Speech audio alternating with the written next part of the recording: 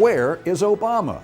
With the supposedly big-time al-Qaeda terror threat looming, the president goes Simon and Garfunkel. Oh, but he does plan on yucking it up with Jay Leno.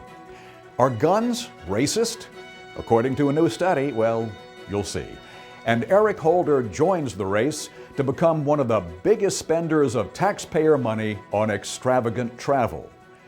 Welcome to Liberty News TV. I'm Norvell Rose. The threat of a major attack by al-Qaeda is said to be so real, so dire, so imminent that U.S. diplomatic missions all over the world are being closed. In Yemen, U.S. embassy personnel ordered out, evacuate, leave the country now. In a number of nations, many of them Muslim, the U.S. presence is being sharply curtailed. Some would argue that we're turning tail and running from the prospect of a possible attack by terrorists. And as the diplomatic pullback or pull out from these nations continues, the president says nothing.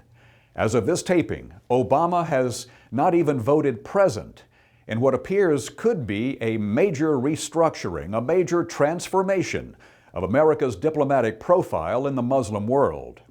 Now, one might expect the American president to say something, to stand before the world as the leader of the free world and declare that we won't cringe, we won't cower, we won't back down from bullies, we won't let the United States be kicked around by a bunch of crazy creeps.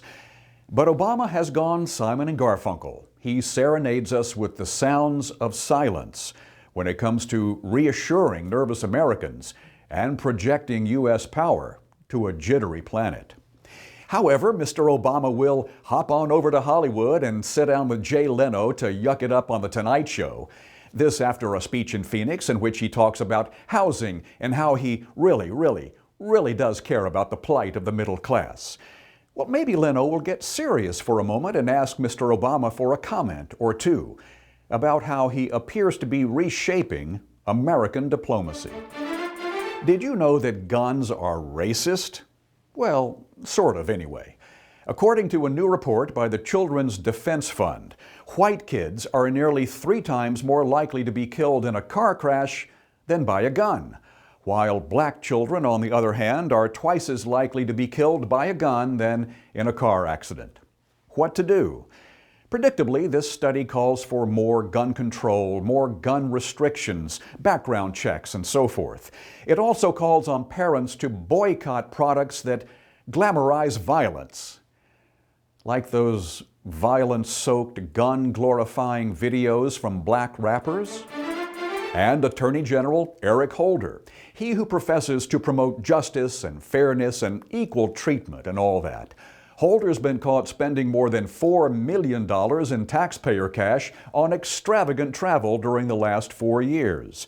Judicial Watch has uncovered records showing that Holder racked up incredible travel expenses, including close to $700,000 in personal travel paid for by us, the U.S. taxpayer.